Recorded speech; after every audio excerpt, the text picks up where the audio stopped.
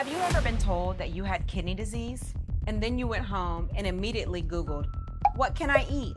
5 minutes later, you're convinced there's nothing left. One website says, don't eat bananas. Another one says tomatoes are bad.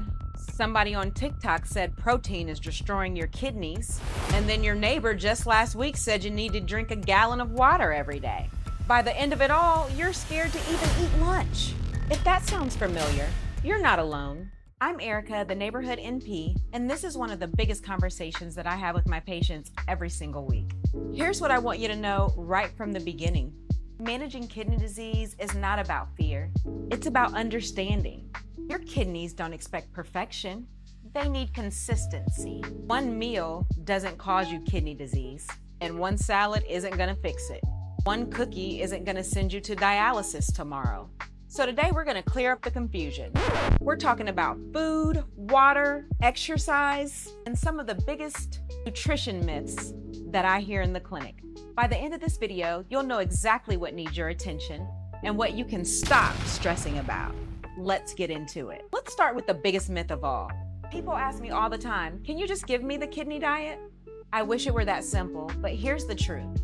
There isn't one kidney diet. Kidney disease is not one size fits all. A patient with stage 2 CKD doesn't eat exactly like someone with stage 5.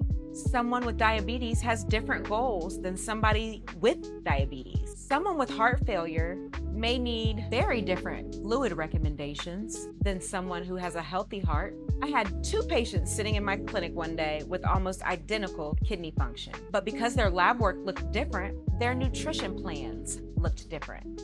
That's why I never want you copying your cousin's dialysis diet or something you saw on Facebook, because your kidneys deserve a plan built for you, not just anyone. One thing that honestly breaks my heart is seeing patients become afraid to eat. They'll come into clinic saying, I messed up. I ate a banana. Or I had mashed potatoes last night and I probably made my kidneys worse. No, that's not how chronic kidney disease works. You see, kidney disease develops over years, and protecting your kidneys happens the same way, over years. It's not about one meal. It's about the patterns that you've built up every day. Think about your retirement account. One deposit doesn't make you wealthy. One withdrawal doesn't make you broke. But over time, those little decisions do add up. And your kidneys work the same way. We're not chasing perfect. We're building healthier habits. Everybody wants a list of foods that they can't eat. I'd rather talk about what I want you eating more often. More meals cooked at home, more vegetables, more fruits, if your labs allow them, more whole foods. Because honestly, the biggest problem that I see isn't fresh food. It's processed food, fast food, frozen dinners, packaged meals, deli meats, chips, instant noodles, canned soups. Those foods are often packed with sodium. And sodium is something that we pay very close attention to in kidney disease. Too much sodium can raise blood pressure, make you retain fluid, and put extra stress on both your kidneys and your heart. Instead of asking yourself, what can I never eat again? Try asking, what's one more meal that I can cook at home this week? And that's a question that actually moves your health forward. Here's something that surprises a lot of people. Most of the sodium we intake daily doesn't come from a salt shaker. Oh, I don't add any salt at the table. Here's a secret. It already comes packed in the food. Restaurant meals, fast food, processed meals, boxed foods. That's where sodium likes to hide.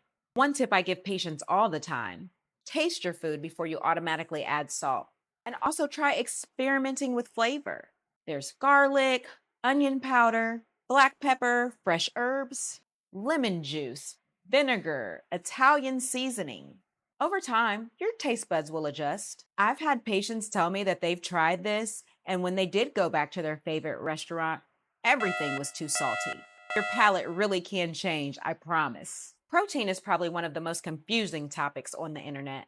Some people say, eat all the protein you can. Others say, avoid protein completely. The truth is, neither answer is right for everyone. Your body needs protein. Your muscles need it. Your immune system needs it. Healing depends on it. For many people with chronic kidney disease, the goal is not to eliminate protein. It's eating the right amount for your particular situation. And that depends on things like your kidney function, your weight, whether you're on dialysis or not, your nutritional status, and what your lab work is showing. That's why I always tell my patients, don't fear protein, personalize protein. And there's a big difference. Now let's talk about the food that gets blamed for everything. You got it, the banana. People hear the word kidney disease and suddenly every banana disappears from the kitchen. Please don't do that. Not everyone with chronic kidney disease needs a low potassium diet. I'll say that again because it's important. Not everyone with chronic kidney disease needs a low potassium diet. That decision depends on your blood work. If your potassium level is normal, you may not need to avoid bananas or tomatoes or potatoes at all. If your potassium starts running high, then we talk about making adjustments. I personally like to recommend moderation or smaller portions. I don't like to tell people, oh, you can't have that ever again, because who's going to comply with a care plan like that? We also recommend trying different cooking methods. Notice what we're doing? We're making decisions based off your labs, not internet myths. This might be the question I hear most often. How much water should I drink? And my answer, almost always, is it depends. Some patients need more fluids. Some need normal hydration. Some patients, especially with advanced kidney disease or heart failure, need to limit fluids. So when somebody online tells everyone to drink a gallon of water every day, remember that advice is not personalized, and sometimes it can actually be harmful. Also remember, fluid isn't just water. Soup counts, ice counts, popsicles, ice cream counts, gelatin counts, that giant fountain pop from the local gas station counts. The goal isn't to copy someone on social media. The goal is to follow what's right for your kidneys, your heart, and your body. Before we wrap it up, I want to mention something that doesn't get talked about enough, and that's movement. You don't have to become a marathon runner. You don't need to spend 2 hours in the gym every day, but your kidneys love it when the rest of your body is healthier. Walking, strength training, chair exercises, swimming, honestly, whatever your body allows. Regular movement helps control blood pressure, supports heart health, improves insulin sensitivity, and helps maintain muscle. All the things that matter when you're dealing with chronic kidney disease. Start where you are. Just keep moving. If you remember one thing from today's video, remember this. Kidney disease management is not about memorizing a list of forbidden foods.